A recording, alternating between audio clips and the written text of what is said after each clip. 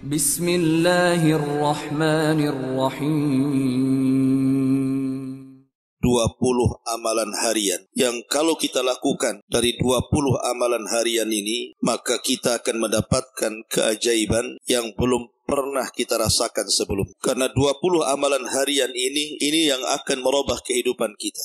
Kita tahu bahwa setiap permasalahan manusia itu berbeda-beda sesuai dengan tingkatan keimanan seseorang. Karena Allah Subhanahu wa Ta'ala apabila memberikan ujian, maka Allah akan melihat tingkat keimanannya. Kalau imannya kuat, ujiannya juga berat. Kalau imannya lemah, ujiannya juga lemah. Karena Allah Subhanahu wa Ta'ala tidak pernah menguji manusia kecuali disesuaikan dengan kadar kemampuan imannya. Yang ingin saya katakan adalah setiap manusia itu pasti banyak masalah dalam kehidupan. Lah di antara yang bisa menyelesaikan masalah-masalah kita itu adalah dengan cara menyandarkan diri kepada Allah dengan memperbanyak amalan-amalan yang diajarkan Nabi kepada kita. Amalan apa saja itu yang bisa merubah kehidupan kita?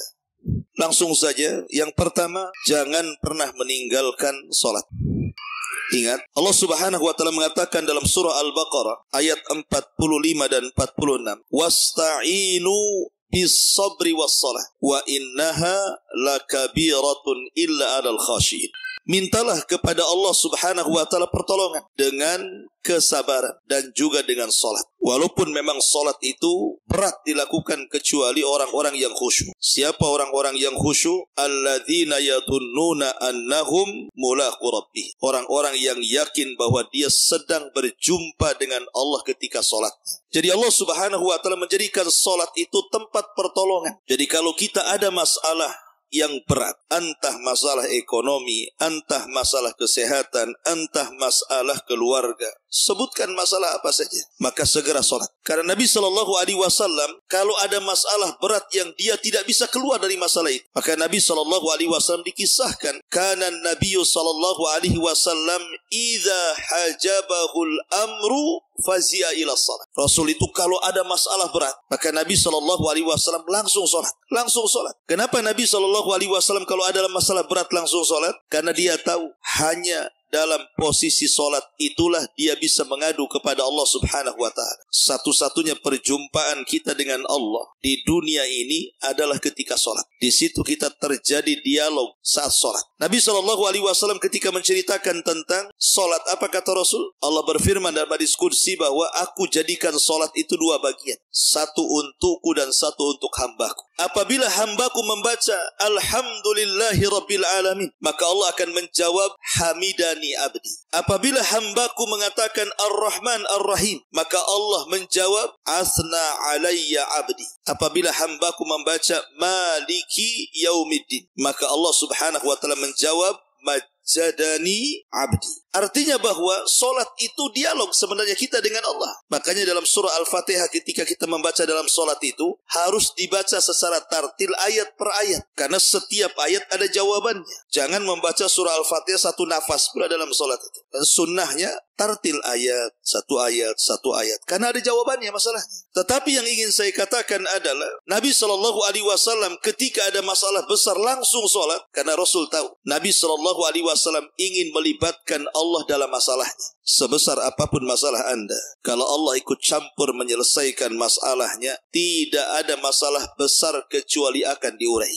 Tapi sekecil apapun masalah kita, kalau Allah tidak ikut campur tangan menyelesaikannya, tidak akan pernah ada jalan keluarnya. Karena setiap masalah itu datang dari Allah, dan Allah lah yang akan menyelesaikan masalah itu. Makanya ini amalan yang pertama, jangan pernah tinggalkan sholat. Terutama sholat wajib, jangan pernah ditinggalkan. Syukur-syukur kemudian kita tambah dengan yang sunnah. Karena Nabi SAW mengatakan, وَلَا يَزَالُ عَبْدِي يَتَقَرَّبُ إِلَيَّ بِالنَّوَافِلِ hatta uhibbah. Ketika seorang hamba terus-menerus melaksanakan yang wajib, kemudian diselingi dengan sunnah-sunnahnya, bukan hanya solat wajib, tapi juga solat sunnahnya, maka Allah katakan hatta hatta uhibbahu, sampai akhirnya aku pun jatuh cinta dengan hamba itu. Bayangkan kalau Allah Subhanahu wa taala sayang dan cinta dengan kita, tentu apapun yang kita hajatkan Allah akan kabulkan. Kayak antum lah kalau lagi sayang dengan istri, cinta dengan istri, apapun yang diminta istri diupayakan kita kabulkan. Karena orang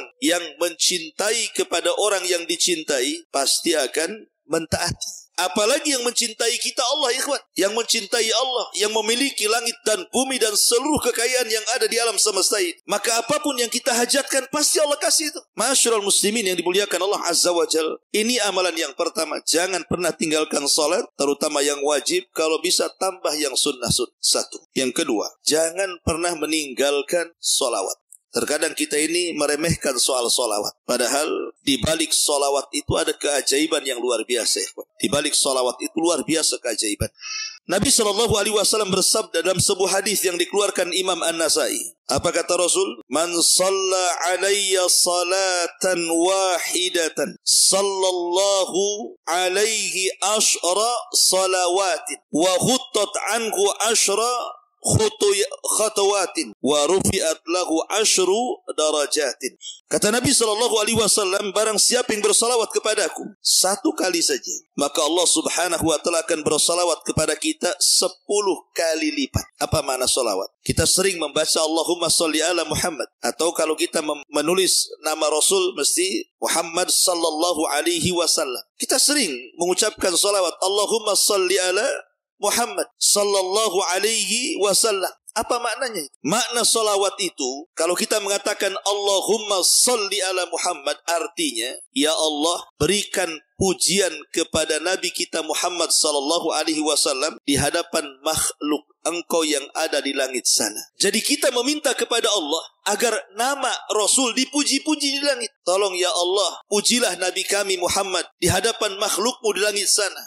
Pujilah dia di hadapan malaikat Jibril, Mikail, Israfil dan seluruh malaikat yang ada di langit. Itu makna salawat. Makna salawat kita meminta kepada Allah agar Nabi kita terus dipuji di langit di hadapan para malaikat. Lah kalau seandainya kata Rasul kita bersalawat 1 kali, maka Allah akan bersalawat kepada kita berapa kali? 10 kali. Nama kita akan disebut oleh Allah 10 kali di hadapan para malaikat di langit sana, di hadapan Jibril, Mikail, Israfil, malaikat pemikul arsy dan seluruh malaikat yang ada di langit. Bayangkan nama kita disebut-sebut, padahal hanya menyebut salawat 1 kali saja, tapi nama kita disebut 10 kali di hadapan malaikat. Bayangkan kalau seandainya antum bersalawat sampai 10 kali, 20 kali, 100 kali, mungkin anda sudah menjadi selebritis langit, karena nama kita akan dikenal oleh malaikat masalahnya. Makanya jangan bakhil mengucapkan salawat. Antum pulang dari sini Allahumma sholli ala Muhammad, Allahumma sholli ala Muhammad. Sampai rumah ada berapa kali itu salawat? Nama kita disebut-sebut di langit. 1 kali salawat 10 kali penyebutan. 2 kali salawat 20 kali disebutkan nama kita di langit. 100 kali salawat kalikan saja. Berarti nama kita akan disebut-sebut oleh para malaikat dan mereka memuji-muji kita. Ini makna salawat. Kemudian makna salam apa? Makna salam itu juga kita meminta kepada Allah agar Allah menyelamatkan Nabi kita.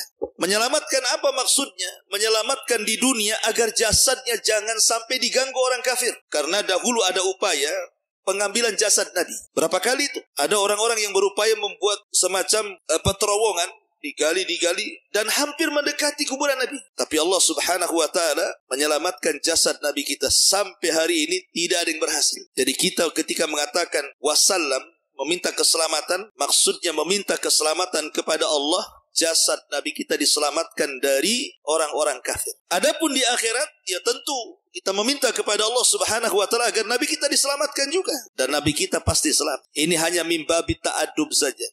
Adab kita kepada Nabi meminta kepada Allah agar Nabi kita diselamatkan, walaupun dia sendiri penyelamat atas izin Allah Subhanahu wa taala. Dia akan membawakan syafaatul uzma kepada kita. Itulah makna salawat dan juga makna salam. Karena kita kadang bersalawat tak paham pula maknanya, sehingga akhirnya kurang semangat salawatnya.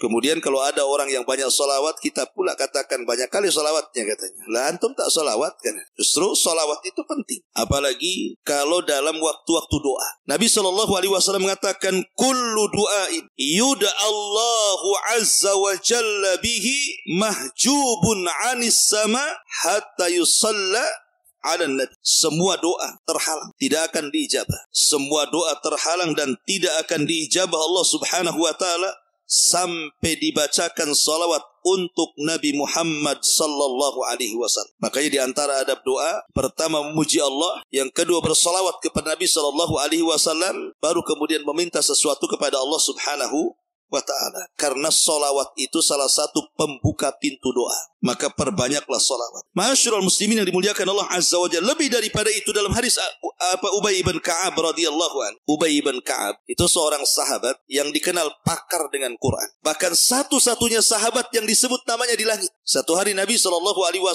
memanggil Ubay ibn Ka'ab di masjid dan mengatakan, "Ya Ubay, amaranillah an aqra alaika surat al-bayyinah." Wahai Ubay, Allah perintahkan aku untuk membacakan surah Al-Bayyinah kepadamu. Kemudian Rasul membaca, "Lam yakunil ladzina kafaru min ahlil kitab." Ubay menangis. "Asammanillahu ya Rasulullah." Apakah namaku disebut-sebut di langit wahai Rasul? Apakah Allah menyebut-nyebut namaku wahai Rasul? Maka Rasul mengatakan, "Ya, Allah menyebut-nyebut nama." Maka Ubay pun menangis. Macam mana orang seperti dia disebut-sebut namanya? Pada di sana ada Abu Bakar, Umar, Utsman yang jauh di atas dia. Lah Ubay bin Ka'ab ini satu hari bertanya soal salawat kepada Rasul dalam doanya. Dan dia mengatakan, "Ya Rasulullah, aku sanggup menjadikan seluruh doaku diisi dengan salawat." Apa kata Nabi SAW? Kata Nabi, "Idzan tuqfa hammuk wa yughfar laka dzam." Kalau itu kau lakukan wahai Ubay, semua masalahmu akan hilang dan semua dosamu akan diampuni. Jadi kalau antum banyak masalah, banyak salawat, insyaallah masalah itu akan terurai sedikit.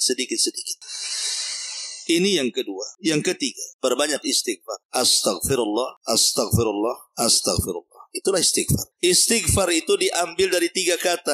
Ghain, ghafara. Ghain, fa, dan ra. Ghafar. Apa ghafar itu? Artinya penutup. Jadi kalau dalam dunia peperangan di zaman dulu, biasanya orang itu kan menggunakan baju besi dan helm penutup. Dalam bahasa Arab, helm itu disebut mighfar karena kepalanya tertutup dengan helm. Mighfar itulah helm kepala dalam perang, tameng. Lah kenapa kemudian istighfar diambil dari mighfar? Makna istighfar itu dua. Pertama, kita meminta kepada Allah Subhanahu wa ta'ala agar seluruh dosa dan aib kita ditutup. Sebagaimana kepala tertutup dengan helm. Maka ketika kita katakan astagfirullah, astagfirullah, artinya ya Allah, tutuplah dosaku, tutuplah aibku, jangan ada orang yang tahu. Sebab satu aib saja Allah bongkar, malu kita dibuat. Siapa yang tidak punya dosa di antara kita? Siapa yang tidak punya aib? Semua orang punya dosa dan aib. Dan dosa dikatakan dosa itu, dalam bahasa Arab dosa itu artinya al-ithmu. Dan Rasul ketika ditanya masalah dosa, apa kata Rasul? Al-ithmu ma haka fi sadrika wa karihta an yattali alaihi nas. Dosa disebut dosa itu artinya sesuatu yang kau sembunyikan dan engkau benci kalau diketahui manusia. Itulah dosa. Umpamanya seorang suami selingkuh, dia kan tidak ingin diketahui istrinya karena itu dosa. Itu maksudnya. Atau antum menjelek-jelekan orang, kalau bisa yang dijelek-jelek kita tahu, sebab kalau tahu kita akan dimarahi dia kan? Jadi dosa itu kalau bisa jangan diketahui orang. Karena kenapa kemudian Allah Subhanahu wa ta'ala masih memuliakan saya? Antum masih ngundang saya kemari. Mungkin sebagian antum menghormati sebagian yang lainnya. Karena dosa kita masih ditutup Allah. Coba kalau setiap dosa ada baunya ikhwan. Nggak ada antum yang datang ke sini. Bau kali Abu Umairah ini kata. Ana pun tak mau dekat-dekat antum. Antum lebih bau lagi. Kalau setiap dosa ada baunya. Tapi Allah tidak jadikan setiap orang berbuat dosa berbau. Bahkan tidak tampak pun kalau itu orang berbuat dosa. Kenapa? Allah tutup. Allah tutup. Makanya Imam Ahmad Ibn Hanbal rahimahullahu ta'ala satu hari dia ke pasar. Namanya ulama besar Imam Ahmad itu. Habis belanja, murid-muridnya datang dari mana-mana dan mengatakan, "Ya Imam, sudah kau pulang aja badanmu. Kami yang bawa barang-barangmu ini." Apa kata Imam Ahmad? "Jangan. Kalian itu menghormati aku," kata Imam Ahmad, "karena kalian tidak tahu aibku saja. Kalau kalian tahu aibku, kalian tidak akan mengangkatkan barang-barangku. Justru kalian akan mengambil pasir dan meletakkan di atas kepalaku." Kata. Pergi kalian. Lihat. Maka kita melihat coba ada orang yang dibongkar aibnya. Yang tadinya dihormati bisa jatuh. Lihat tokoh-tokoh. Sekali dia mungkin ngomong sesuatu, kemudian tersalah ngomong, kadang viral, dihujat netizen. Netizen Indonesia lagi, tukang julid kan gitu. Hancur dia karirnya. Itu baru satu aib, salah ngomong. Macam mana kalau seluruh aibnya dibongkar Allah Azza wa Jalla? mati berdiri dia. Mau ditaruh di mana muka dia? Malu. Makanya kalau kita mengatakan astagfirullah itu artinya, ya Allah, tutuplah dosa dan aibku, cukuplah antara kita dengan dirimu saja ya Allah. Sebab kau dibongkar masalah besar. Siapa yang tidak punya aib? Ini mana istighfar yang pertama. Mana istighfar yang kedua, karena kita ini tidak mungkin lepas daripada dosa. Tidak ada manusia yang bersih dari dosa. Maka kita meminta kepada Allah agar dosa-dosa kita ini tidak diazab dan diampuni Allah Subhanahu wa ta'ala. Makanya ada hadis yang panjang, hadis tentang hisab yasir, hisab mudah. Jadi nanti pada hari kiamat ada orang yang didatangkan di hadapan Allah di halayak orang ramai, tapi Allah tutupi antara dia dengan manusia. Kemudian Allah mengatakan, ata'rifu dzamba kadza, wahai fulan, bukankah engkau sudah melakukan dosa ini itu, dosa ini itu? Maka orang ini mengatakan, tentu ya Rabb, aku melakukan. Kemudian Allah mengatakan, kalau begitu, apa yang kau harapkan dari dosa? Maka orang ini mengatakan, ampunanmu ya Rabb, aku hanya ingin ampunan. Maka Allah Subhanahu wa ta'ala mengatakan, ya fulan, laqad satartuka fid dunya wa ghafartu lakal yaum. Dulu engkau di dunia kututup aib, sekarang di akhirat ku ampuni dosa. Itulah makna istighfar. Jadi ketika kita mengatakan astaghfirullahalazim, astaghfirullahalazim, artinya ya Allah, tutup aib dan dosaku dan jangan kau azab aib dan dosaku di akhirat. Kan enak permintaannya. Antum kira istighfar itu apa? Istighfar itu astagfirullah, astagfirullah gitu saja. Nah, ada maknanya di situ. Makanya kalau orang tahu istilah, tahu makna, semangat bacanya. Kayak sholawat tadi kan semangat bacanya. Allahumma sholli ala Muhammad, 10 kali nama kita disebut-sebut malaikat sana. Di depan Jibril lagi disebut nama kita. Ketemu aja enggak dengan Jibril kita. Tapi nama kita depan Jibril disebut-sebut Allah sebaik. Nggak apa-apa nggak jadi selebritis Jakarta. Yang penting nama kita menjadi selebritis langit kan lebih mulia. Ada orang yang tidak dikenal manusia tapi dikenal di tengah-tengah malaikat. Ini yang ketiga, perbanyak istighfar. Karena istighfar ini bisa mengatasi masalah.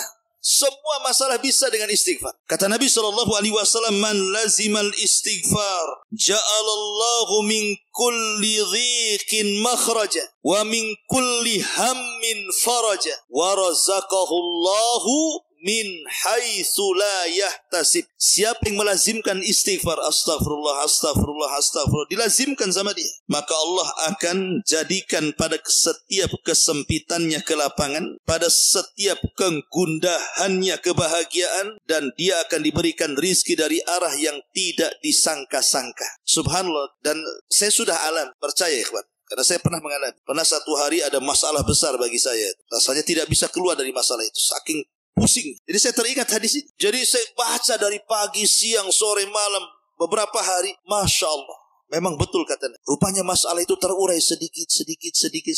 Ada benang merah yang kita bisa tarik. Antum bisa coba. Ya. Kalau antum ada masalah, banyak istighfar. Itu hati yang sempit itu makin tenang. Lah ketika hati tenang itulah berpikir. Berpikir itulah akhirnya bisa menjernihkan masalah. Sebab kalau hati sempit, otak pula sempit. Macam mana mau menyelesaikan masalah?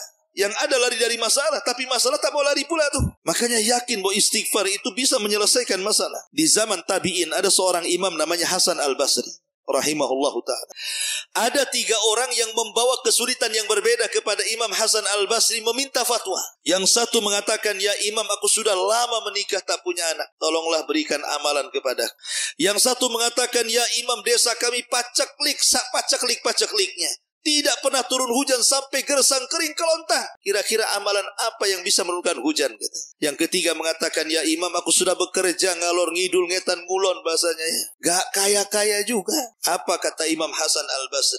Istaghfiru rabbak. Jawabannya untuk 3 masalah 1.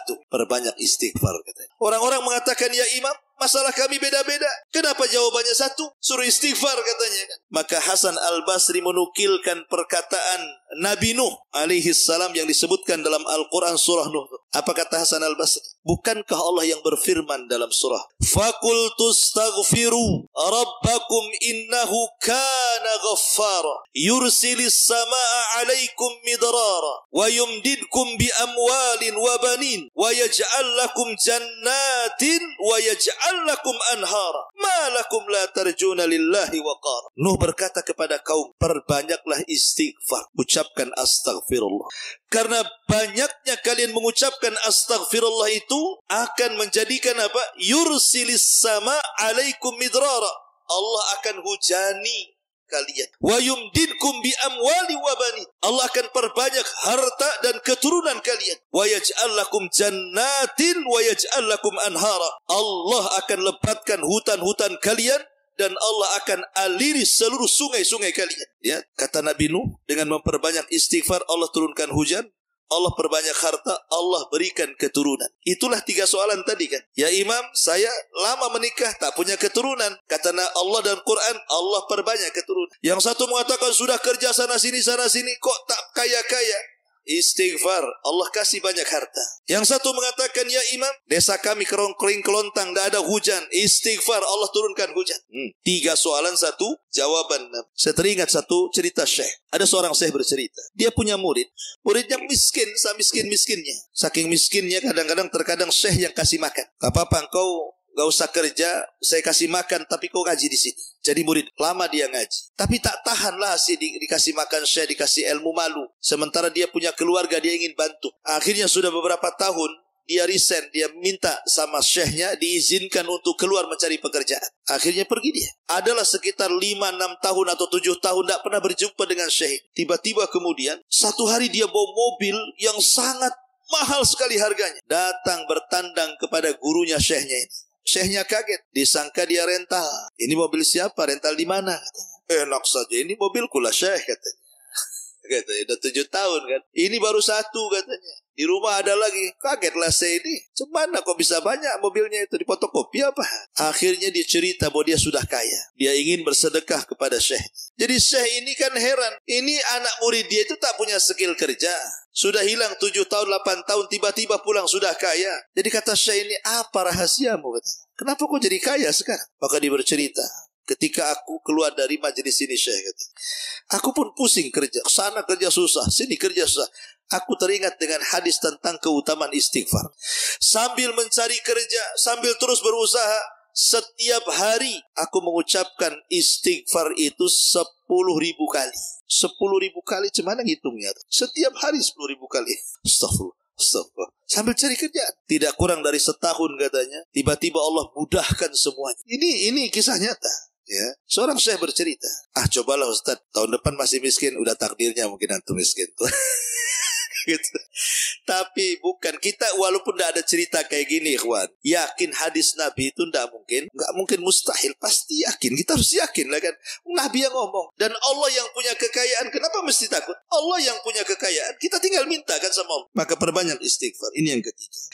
Kemudian yang keempat, jangan tinggalkan sholat duha. Ini juga salah satu sholat yang bisa menyelesaikan banyak masalah. Nabi SAW mengatakan, yusbihu ala kulli sulama min ahadikum sadaqah, fa kullu tasbihatin sadaqah, wa kullu tahmidatin sadaqah, wa kullu tahlilatin sadaqah, wa kullu takbiratin sadaqah, wa amrun bil ma'ruf sadaqah, wa nahyun anil munkar sadaqah, wa yujzi'u min dzalika rak'atan yarka'ahuma minadh dhuha, kata Rasul. Ingat bahwa setiap hari, setiap pagi itu kita sebenarnya badan kita itu diharuskan mengeluarkan sedekah. Itu kewajiban kita setiap hari. Badan kita ini harus mengeluarkan sedekah. Dengan cara apa? Dengan memperbanyak tasbih, subhanallah. Kemudian juga tahmid, alhamdulillah. Kemudian tahlil, la ilaha illallah. Kemudian takbir, Allahu akbar. Kemudian mengajak manusia kepada kebaikan, mencegah manusia dari kemungkaran. Pokoknya setiap kita bangun, badan kita dituntut untuk bersedekah. Tetapi kata Rasul, tidak perlu kita lakukan semuanya. Cukup 2 rakaat duha saja, itu mewakili semuanya. Cukup 2 rakaat duha mewakili semuanya. Ikhwan, seafdal-afdalnya sholat duha jam berapa? Ketika anak unta berlarian karena kepanasan. Begitu hadisnya. Artinya sholat duha itu yang paling afdal ketika tanah sudah mulai memanas. Ketika matahari sudah mulai memanas, ya mungkin sekitar antara jam 10 sampai jam 12 sebelum duhur. Itu seafdal-afdalnya waktu duha. Antara jam 10, jam 11. Itu kan panas-panasnya. Tapi boleh juga sholat duha di awal waktu. Setelah terbit matahari meninggi satu tombak boleh. Tapi kita cerita afdolnya sholat duha. Yang ingin saya katakan, jam 8 sampai jam 12 siang, itu waktu orang sibuk-sibuknya bekerja, ikhwan.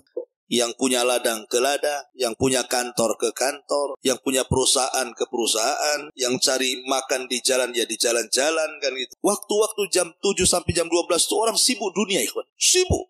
Yang punya toko, buka tokonya. Macam-macam. Karena itu memang waktu-waktunya orang sibuk bekerja. Tapi dari duhur ke atas kan sudah malas biasanya orang. Lah ketika kemudian manusia, mereka mengejar dunia dari pagi sampai siang. Dan kita tahu bahwa dunia itu melalaikan akhirat. Tiba-tiba antum keluar dari kelalaian manusia. Antum keluar ketika di tengah-tengah manusia sedang bekerja mencari dunia. Antum keluar. Kemudian sholat duha. Menunjukkan apa? Bahwa kita ini bukan sembarang orang. Bisa keluar dari kelalaian dunia. Di saat manusia mengejar dunia, antum pula mengejar akhirat. Kebalik itu arahnya. Ya. Makanya Imam Ibnul Qayyim sampai membuat kaidah. Siapa yang sanggup keluar dari kelalaian dunia, ketika manusia mengejar dunia, kita pula keluar dari pengejaran dunia dan mengejar akhirat, maka orang itu adalah orang pilihan. Dan orang itu adalah orang awabin, orang-orang yang betul-betul ingin kembali kepada Allah. Makanya solat duha ada yang memberi nama sebagai solat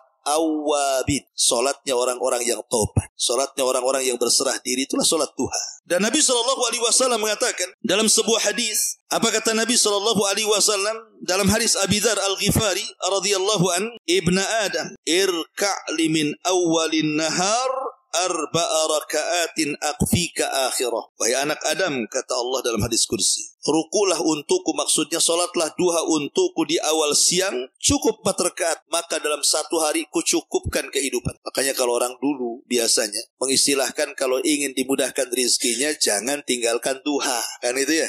Memang ada riwayatnya. Ini riwayatnya. Hadis kursi, akfika akhirah, aku cukupkan sampai akhir sore. Jadi kalau kita memangnya solat duha, kemudian setelah solat duha kita berusaha, maka Allah akan cukupkan kehidupan kita. Ini kan solusi. Ya. Makanya bagi orang-orang yang banyak masalah, masalah ekonomi, masalah pekerjaan, masalah apapun, jangan tinggalkan duha. Insya Allah kita akan tahu akibatnya nanti. Ini yang keempat. Yang kelima, solat malam, tahajud. Qiyamul Lail. Beda Qiyamul Lail dengan solat malam. Kalau Qiyamul Lail itu artinya menghidupkan malam. Menghidupkan malam kan tidak harus solat. Berwudu, antum namanya bangun tidur, berwudu, itu antum berarti Qiyamul Lail. Walaupun hanya berwudu, berzikir, baca Quran, tafakkur, merenung gitu ya. Itu namanya Qiyamul Lail, menghidupkan malam. Tapi kalau tahajud itu disebut solat malam, ya tahajud. Tentu kalau kita bisa menggabungkan semuanya lebih baik lagi. Tapi ingat bahwa tahajud ini adalah solat yang luar biasa. Kenapa? Karena solat ini satu-satunya solat yang akan terhindar dari riya, sum'ah, dan takabur. Satu-satunya solat, antum terhindar dari semua jenis syirik, hanya tahajud.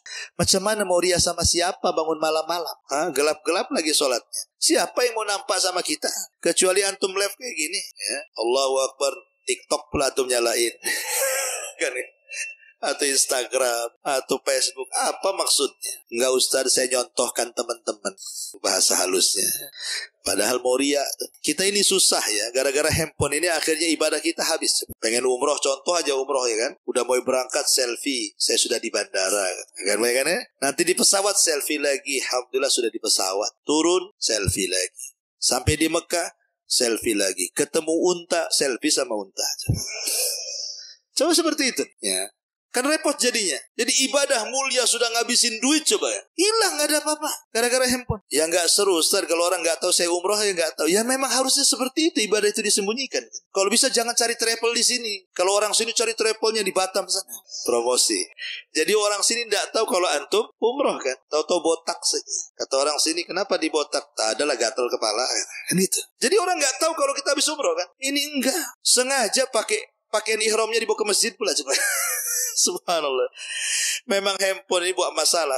Tapi solat ini, solat malam, itu solat yang luar biasa. Kenapa? Tidak ada riya di situ. Kalau betul-betul mau menghindar riya itu mungkin. Karena orang lagi tidur, tiba-tiba kemudian kita terbangun, kemudian solat malam. Apa enggak luar biasa? Ditambah-tambah kalau itu memang dilakukan di sepertiga malam akhir, maka ada hadis Nabi SAW mengatakan, yanzilu rabbuna ila sama'i dunya fi kulli sulusil lailil akhir wa dhalika kulla lailatin. Faqala Allah azza wa jal, man yad'uni fa astajibala wa man yas'aluni fa utiyah wa man yastaghfiruni fa aghfira lahu. Allah mengatakan, Rasul mengatakan, Allah itu turun pada sepertiga malam akhir. Turun sesuai dengan kemuliaan, keagungan, tidak sama dengan makhluk.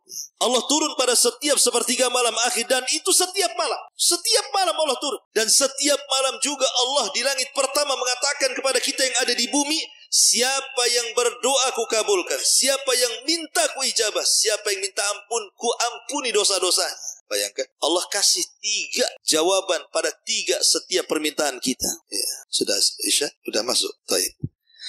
Ya, kita break dulu, salat Isya dulu ya, biar lebih panjang lagi.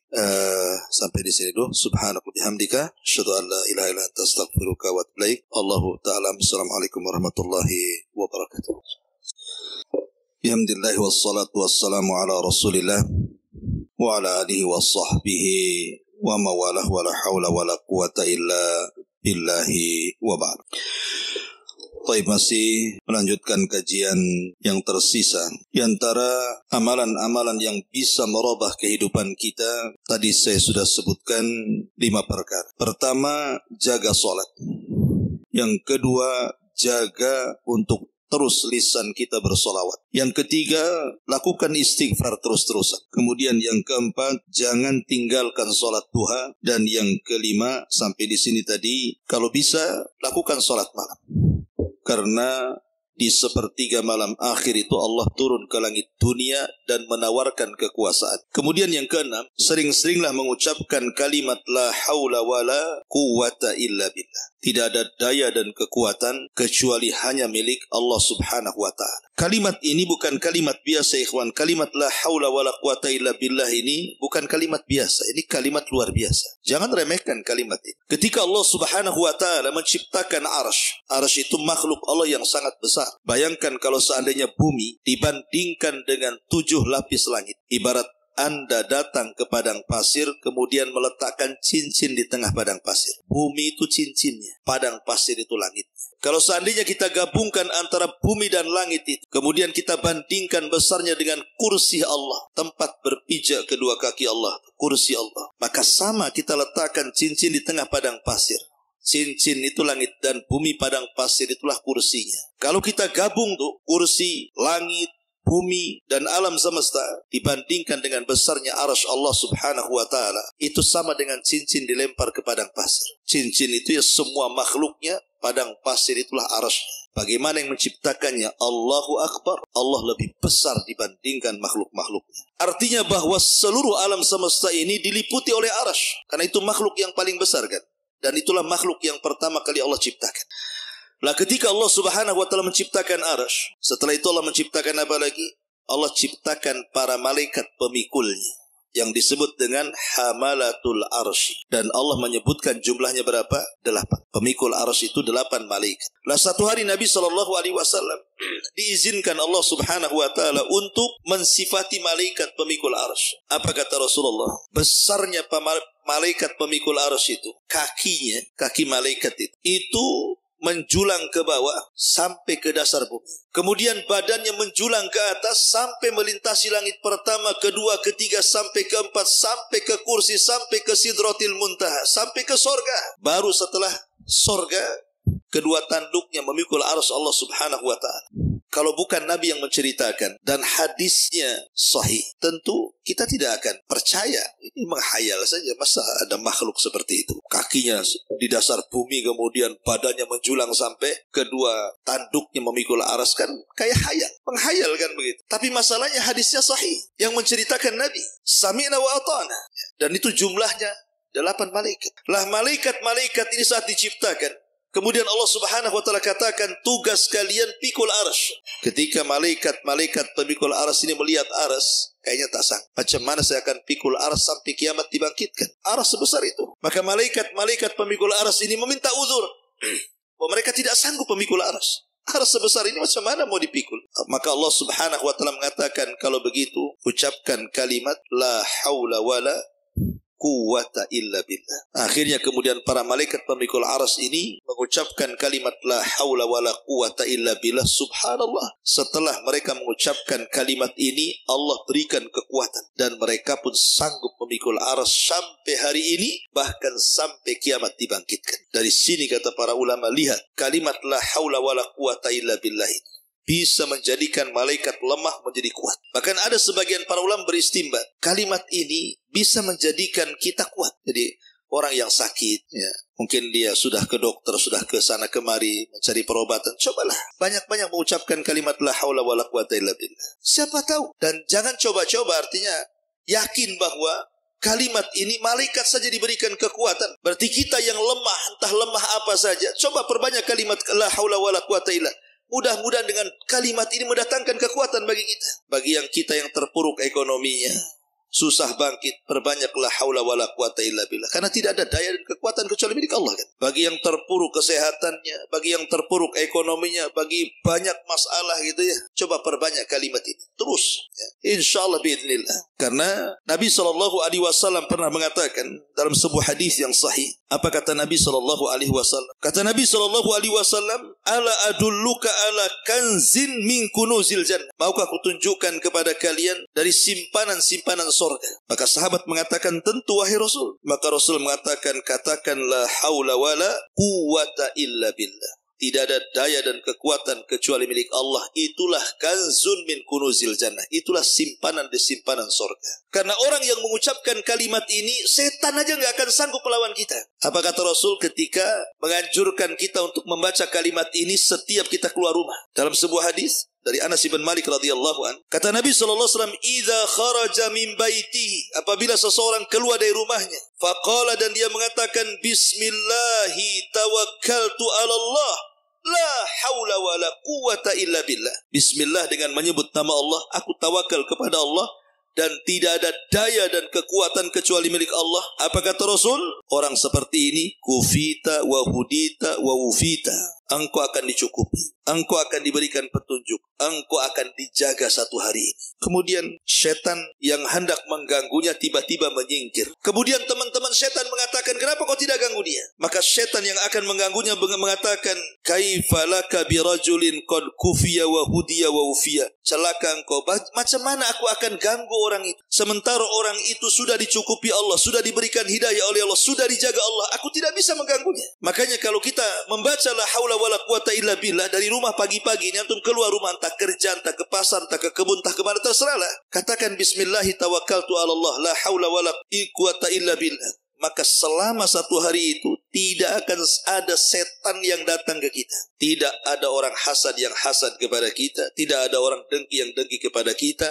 Tidak ada orang yang menghantar sihir yang hendak menyihir kita. Tidak ada setan yang hendak mengganggu kita. Lah ini kan kekuatan luar biasa. Berarti satu hari itu kita dicukupi oleh Allah, dijaga oleh Allah, bahkan diberikan petunjuk oleh Allah Azza wa Jalla. Itu terkadang kalimat-kalimat seperti ini, ikhwan, kalau orang tahu makna dan paham, kan enak, kita amalkan. Ma'asyiral muslimin yang dimuliakan Allah Azza wa Jalla. Karena ini salah satu solusi hidup masalahnya. Kalau kita banyak masalah, penyakit dan lain sebagainya, maka perbanyak la haula wala quwata illa billah. Antum kasih ijazah lah. Biasanya kalau ada saudara sakit gitu ya, bisiki saja, perbanyak kalimat la haula wala quwata illa billah, insyaallah sembuh. Tahu-tahu besoknya mati, ya sudah takdirnya. Gimana udah takdir Allah kan? Kita ini ngasih sebab saja kan itu ya. Ma'asyiral muslimin yang dimuliakan Allah Subhanahu wa taala. Kemudian yang nomor 7, perbanyak kalimat tasbih. Subhanallah, subhanallah, tasbih ya.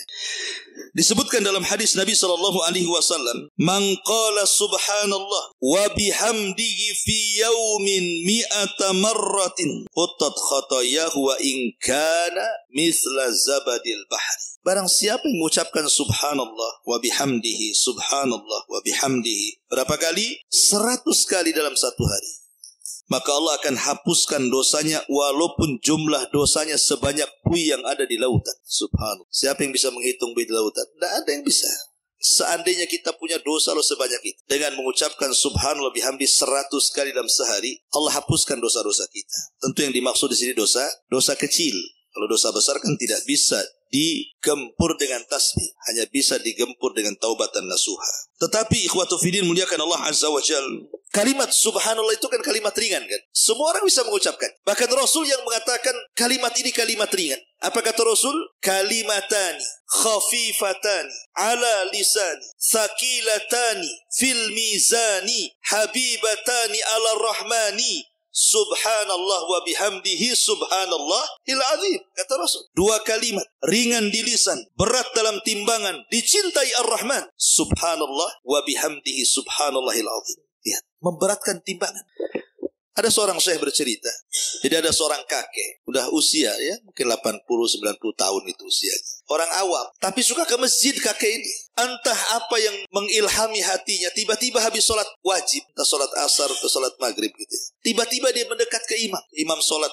Imam ini pun kaget karena tidak pernah ada jamaah yang datang bertanya. Kata Pak Imam, ada apa kek? Kata kakek ini begini, Pak Imam saya ingin tanya. Saya kan sudah tua, kasihlah amalan untuk saya. Supaya dengan amalan itu aku bisa mendawamkannya. Dan aku bisa ajak orang lain untuk mengamalkannya. Terdiamlah sang imam ini. Tapi akhirnya imam ini ingat hadis ini. Kata imam ini gini kek, saya ingat hadis Nabi. Kalimatani khafifatani ala lisani, thaqilatani fil mizani, habibatani ala rahmani, subhanallah wa bihamdihi subhanallahil azim. Baca kek ya. Kata Rasul 2 kalimat. Ringan di lisan, tapi berat lo dalam timbangan. Dicintai Allah lagi. Ucapkan subhanallah wa bihamdihi subhanallahil azim. Dihafal sama kakek. Keluar dari masjidnya. Setiap ketemu orang di jalan, di-stop sama dia. Sini. Nabi bersabda 2 kalimat. Ringan di lisan, berat dalam timbangan. Dicintai Ar-Rahman. Katakan subhanallah wa bihamdihi subhanallah. Setiap ketemu orang dia ngomong begitu. Masuk pasar, teriak di pasar. Hei orang pasar, 2 kalimat. Ringan di lisan, dicintai Ar-Rahman, berat dalam timbangan. Katakan subhanallah wa bihamdihi subhanallah. Pokoknya semuanya, keluarganya dikumpulkan. Subhanallah, coba bayangkan. Satu hari kakek ini koma, sakit, udah tua. Sampai 1 pekan dia nggak sadar-sadar. Ketika sadar, keluarganya senang. Dipegangnya tangan kakek ini. Mulailah kakek ini berkata kepada keluarganya, aina dokter? Mana dokter? Mana dokter? Dipanggil dokter. Dipegang tangan dokter. Dok, Nabi bersabda 2 kalimat. Ringan di lisan, berat dalam timbangan. Dicintai Ar-Rahman. Jangan lupa dok, subhanallah wa bihamdihi subhanallahil azim. Habis itu dia mati. Kakek ini mati. Mati dalam ucapan subhanallah wa bihamdihi subhanallahil azim. Apa enggak berat timbangannya orang? Coba antum kayak gitu ketemu orang. Sini. Kan mantap betul. Itu dakwah. Jadi kalimat tasbih ini bukan sembarang. Ini memberatkan timbangan. Memberatkan timbangan luar biasa. Makanya Nabi SAW mengatakan subhanallah walhamdulillah tamla'an atau tamla'u ma bainas sama'i wal ardi. Ucapan subhanallah walhamdulillah ini bisa memenuhi antara langit dan bumi. Pahala yang kita akan dapat itu luar biasa besar. Dan ini bisa menenangkan hati. Karena tasbih itu artinya kita sedang mensucikan Allah. Sedang mensucikan Allah dari sifat-sifat yang tercela. Dan juga dari hal-hal yang bisa menjadikan cacat dan aib bagi Allah Azza wa Jalla. Artinya tasbih itu kita sedang mengagungkan dan mensucikan Allah. Ini kalimat maka gunakan kalimat ini untuk zikir kita. Umpamanya pas kita naik motor atau naik mobil gitu kan. Kan disunahkan kalau turun subhanallah. Kalau naik Allah Allahu Akbar, kan begitu. Kita naik mobil nih, turun subhan, naik Allah. Itu kata supaya di jalan itu kalau penuh takdirkan kecelakaan, ya kita tidak tahu. Namanya orang hidup di jalan, kadang ditabrak, kadang nabrak. Sudah hati-hati pun tetap aja ditabrak. Susah hidup di jalan ini. Kendaraan sudah lengkap, rem bagus, orang pula tak masalah dengan kita. Dia pula nabrak kita. Tapi kalau setiap jalan kita berzikir seperti itu kan, kalau Allah takdirkan mati di jalan pun insyaallah husnul khotimah lah, lagi zikir. Tapi jangan ditabrak-tabrakan. Dan jangan nabrakan diri pula kan. Itu bunuh diri. Ini kalau pun terjadi seperti itu. Tapi kan lisan kita berzikir. Baca tasbih dan takbir. Kemudian yang nomor 8. Di antara amalan-amalan yang bisa merubah hidup kita juga adalah qiraatul Quran. Baca Quran. Baca Al-Quran. Saya itu punya kawan itu di pulau. Dia cerita, dulu usaha saya di pasar itu sulit kali itu. Naik, apalagi mau buka cabang gitu. Yang ada aja susah berkembang. Tapi semenjak setiap pagi sebelum kerja itu saya baca Quran. Allah mudahkan usaha saya. Ini mereka orang awam yang ngomong gini. Bukan orang haji, orang awam yang ngomong gini sama anak. Artinya ya saya percaya saja. Karena Al-Quran itu memang berkah. Diturunkan oleh Allah untuk keberkahan kan. Dan Al-Quran sendiri adalah syifa bagi obat. Betapa banyak orang-orang yang kemudian membaca Al-Quran ketika dia sudah masuk rumah sakit sana sini. Tidak sanggup dokter mengobatinya. Akhirnya dia tawasul dengan Al-Quran. Akhirnya sembuh. Banyak kok yang seperti itu. Karena Al-Quran itu huda wa rahmah. Bahkan wa syifa. Dia obatkan. Makanya kata Abdullah ibn Mas'ud radhiyallahu an, kalau hatimu mati, berarti carilah di 3 tempat. Pertama, inda sama'il Qur'an, ketika mendengar Quran. Kalau tidak ada getar-getar ketika mendengar Quran, matilah hati kita. Tapi kalau musik yang didengar, wow, bergetar hati kita. Bisa berlinang air mata. Kenapa? Musiknya sedih. Persis kehidupan saya dari kecil sampai besar katanya. Ada pula, coba bayangkan. Instrumennya membuat sedih saya. Bisa dia dengar musik meneteskan air mata. Bisa dengan musik dia jingkrak-jingkrak. Bisa dengan musik dia ketawa-ketawa. Tapi dengan Quran tak ada pengaruh. Berarti hatinya mati itu. Kalau dengar Quran kok biasa-biasa, mati hatinya. Ya summa qasat qulubuhum, hatinya sudah keras. Makanya kata Abdul Mas'ud, ini ciri-ciri kalau mendengar Quran kok enggak ada pengaruh, berarti hatimu masalah. Yang kedua, inda majalis dzikri, ketika di majelis dzikir kayak gini ngaji, ya, kalau dia mau, karena orang kalau biasa ngaji, kawan, dia akan tenang hidup di majelis taklim. Kalau saya ibaratkan itu, kalau kan tangkap ikan, letakkan di akuarium, tenang dia. Memang di situ tempatnya kan. Coba tangkap burung liar, ada burung yang antum tangkap, masukkan ke sarang. Apa? Karena memang bukan di situ tempatnya, ya mau terbang aja dia di sarang itu kan. Kecuali kalau udah lama. Seperti itulah antum yang biasa ngaji ya, tenang aja, walaupun ngantuk-ngantuk kan gitu. Coba cari kawan yang nggak pernah ngaji, ajak ngaji. Apa pantatnya nggak panas itu? Goyang sana, goyang sini. Kapan selesainya? Wah, bisa nyambung lagi. Ini kajian apa ini? Nggak, hatinya nggak ada di situ kan. Makanya kalau orang punya hati duduk di majelis taklim, tenang dia di situ. Cari hati anda di situ. Orang kalau terbiasa majelis taklim, insya Allah gitu. Karena memang hatinya di situ. Ataupun indal khalawat, ketika kesendirian kita dengan Allah. Ketika malam kita bangun gitu kan. Kita bisa tahajud, kita bisa baca Quran di sepertiga malam. Berarti kita ada hati itu. Tapi kalau bangun kencing tidur lagi, dan itu setiap hari seperti itu, tidak bisa kita bangun malam untuk hanya sekedar berzikir saja. Berarti hatinya mati itu. Abdul Mas'ud, kalau di 3 tempat ini tidak berpengaruh, mati hati kalian. Harus diperbaiki. Ma'asyiral muslimin yang dimuliakan Allah Azza wa Jalla. Jadi baca Quran ini luar biasa. Karena jangankan kita ya, Quran ini kalau dibacakan ke gunung-gunung, bahkan ke langit dan ke bumi itu, mereka bisa bergetar. Allah mengatakan apa? Inna aradnal amanata 'alas samawati wal ardi wal jibal fa abaina an yahmilnaha wa ashfaqna minha wa hamalaha al-insan. Kami sodorkan amanah Quran ini kepada langit, bumi dan gunung, semua menolaknya karena tahu beratnya, tapi manusia memegangnya. Artinya ada pengaruh Quran ini kepada langit, bumi dan alam semesta. Bayangkan bangsa jin. Ketika Nabi SAW pulang dari Taif, kan Rasul semenjak meninggal Abu Talib, meninggal Khadijah, itu tidak ada backing dakwah. Karena kenapa orang-orang Quraisy tidak berani menyentuh Nabi? Karena ada 2 orang ini. Pertama Abu Talib karena pemimpin Arab, yang kedua Khadijah karena wanita mulia, masih menghargai. Tapi ketika dua-duanya meninggal dalam tahun yang sama, yang disebut dengan Amul Hazni, tahun kesedihan, Rasul sudah nggak bisa berdakwah di Mekah, diancam mau dibunuh, dan diancam oleh 18 kabilah. Macam-macam kami bunuh. Terpaksa Rasul harus hijrah, mencari areal baru untuk berdakwah. Dia kepikir ke Taif, berangkat dia ke Taif. Sampai di Taif, bukannya diterima penduduk Taif, lebih parah dibandingkan Mekah. Baru datang aja dilempari. Sampai Rasul harus lari 1 mil, dilempari batu. Akhirnya dia sembunyi dengan budaknya. Siapa budaknya? Zaid ibn Harithah. Di kebun Mughirah, kebun kurma perbatasan Taif dan Mekah. Mau masuk Mekah tidak bisa, kembali ke Taif dilempari.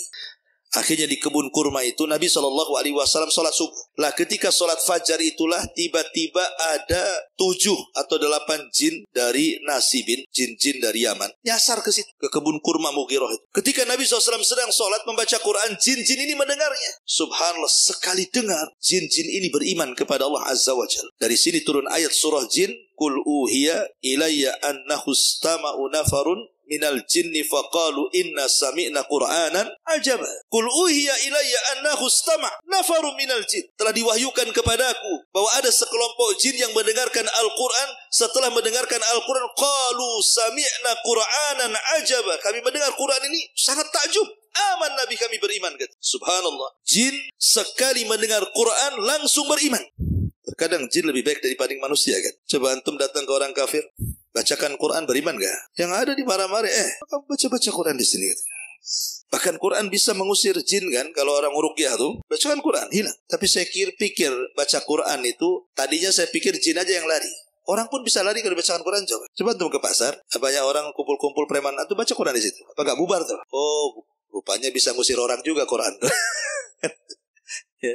Ma'asyiral muslimin yang dimuliakan Allah Azza wa Jalla. Intinya bahwa Jangan tinggalkan Quran. Quran itu obat segala sesuatu. Kemudian yang nomor 9, jangan lupakan membaca ayat kursi. Ayat kursi ini jangan dianggap remeh. Ini ayat yang paling mulia dalam Al-Quran. 30 juz, bayangkan Quran itu. Kalau cerita surat, tidak ada surat yang paling mulia melebihi surah Al-Fatihah. Tapi kalau cerita ayat, tidak ada ayat yang paling mulia dalam Al-Quran melebihi ayat kursi. Melebihi ayat kursi. Ajaib luar biasa kalau kita membedah tafsirnya itu. Ayat kursi ini semua bicara tauhid. Dari awal sampai akhir. Keagungan, tauhid, kemuliaan, dan begitu seterusnya. Bahkan nama dan sifat bagi Allah diulang-ulang dalam ayat ini. Lah ayat ini, satu hari Abu Hurairah radhiyallahu anhu ditugasi Rasul untuk menjaga pembendaraan zakat di bulan Ramadan. Jadi Abu Hurairah suruh jaga tuh malam-malam. Kan ngepul zakat. Zakat fitrah, zakat mal. Pokoknya zakat lah bulan Ramadan kan. Lah Abu Hurairah itu jaga tuh pembendaharaan zakatnya, gudangnya. Tiba-tiba ada mencuri beras, mencuri gandum atau kurma lah pokoknya kan. Tidak banyak. Dikejar sama Abu Hurairah. Pencuri ini ketangkap pula. Tiba-tiba kata pencuri ini, ya Abu Hurairah, aku dengar engkau ini baik, suka bagi-bagi zakat.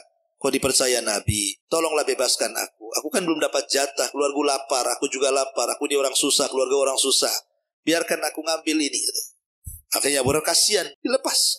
Besoknya lagi, nyuri lagi, dia lagi yang ketangkap. Kemarin kau sudah ngambil, kenapa ngambil lagi? Iya, kurang, ini begini. Sampai 3 kali. Kata Abu Hurairah, ini ketiga kali tidak mungkinlah pencuri dilepas. Ayo kita menghadap Nabi.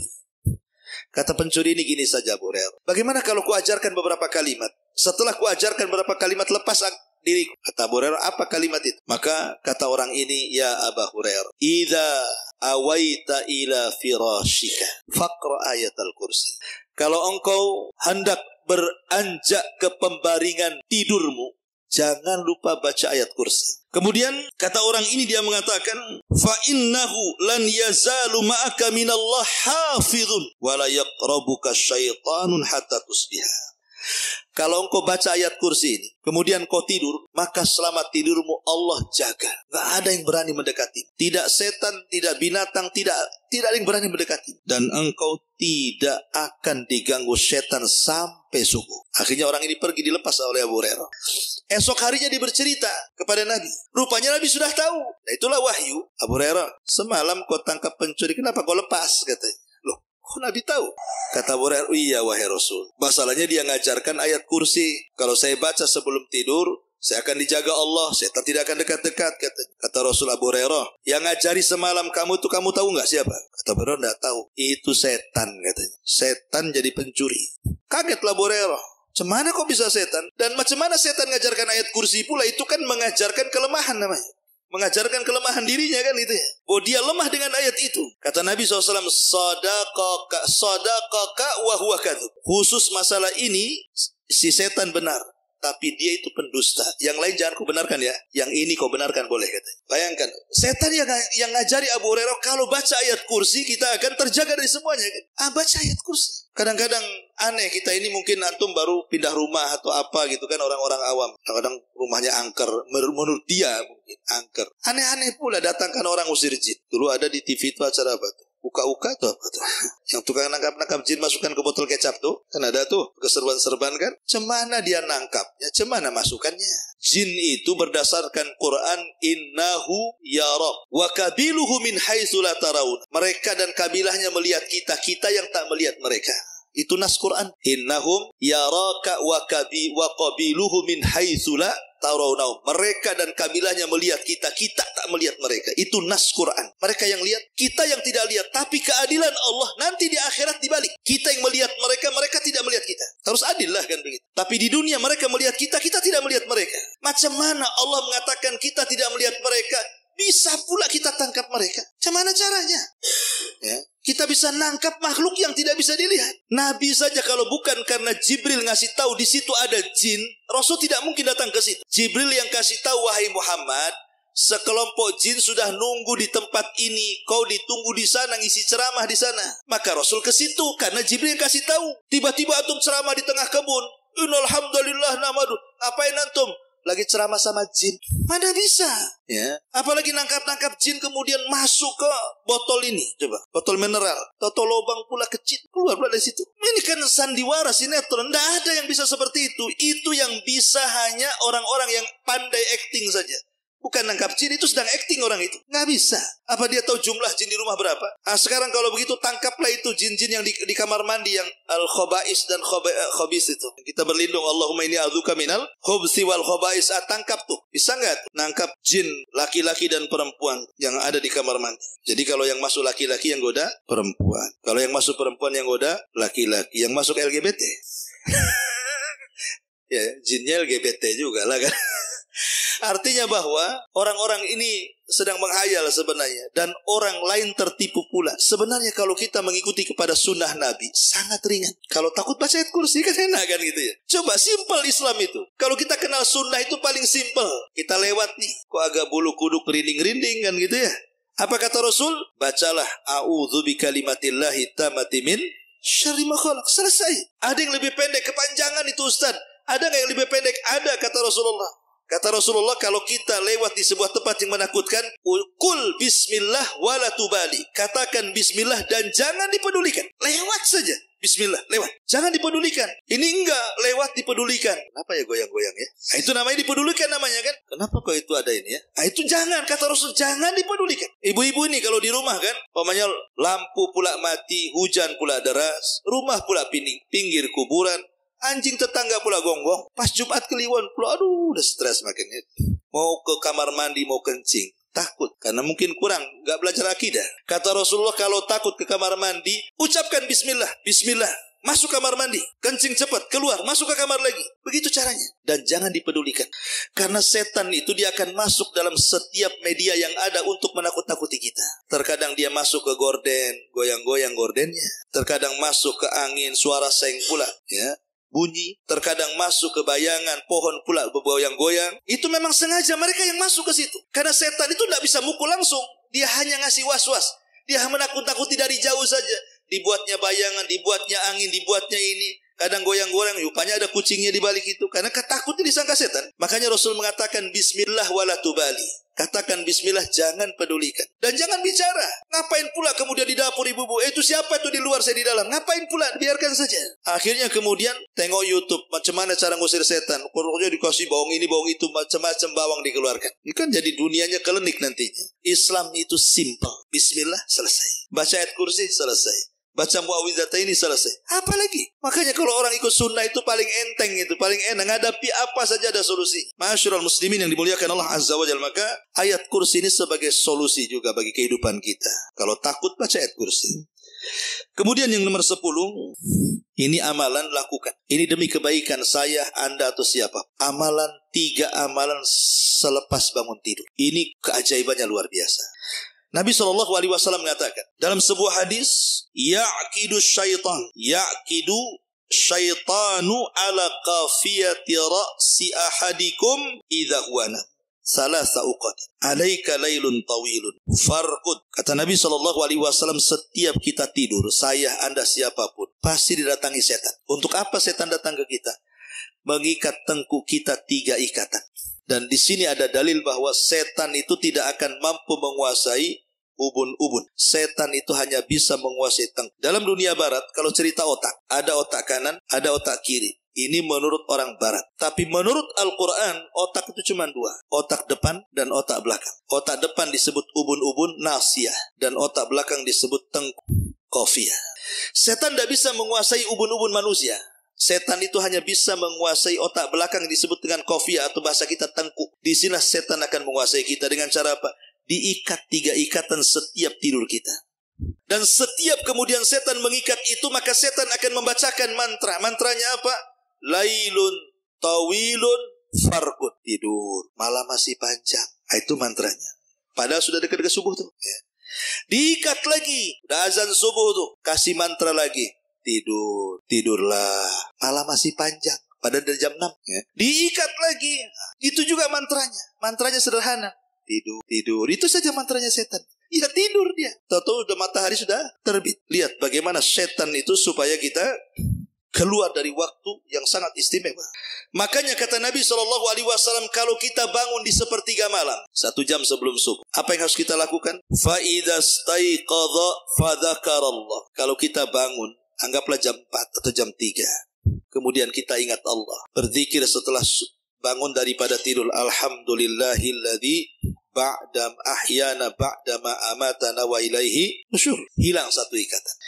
Kemudian kita beranjak dari tempat tidur, langsung ambil wudu, hilang 2 ikatan. Kemudian setelah kita berwudu, langsung sholat, entah sholat tahajud atau sholat subuh, hilang 3 ikatan. Apa yang terjadi? Kata Nabi SAW, kalau ini terjadi, fa asbaha nasyitan tayyiban nafs wa illa asbaha khabisan nafsi kaslan. Kalau antum lakukan seperti itu, bangun jam 4, berzikir, berwudu, sholat, maka setelah subuh, jiwa kita akan dibersihkan Allah, sehingga kita tidak akan mengalami masalah-masalah yang kelam satu hari itu. Dan kita akan semangat hidup dan tahu apa yang ditatap ke depan. Tapi kalau tidak dilakukan, bablas subuhnya, nggak sholat sama sekali, maka jiwanya akan diburukkan dan akan didatangkan berbagai macam masalah yang ia tidak tahu dari mana masalah itu datang. Tahu-tahu ada masalah aja banyak. Kan masalah jadi.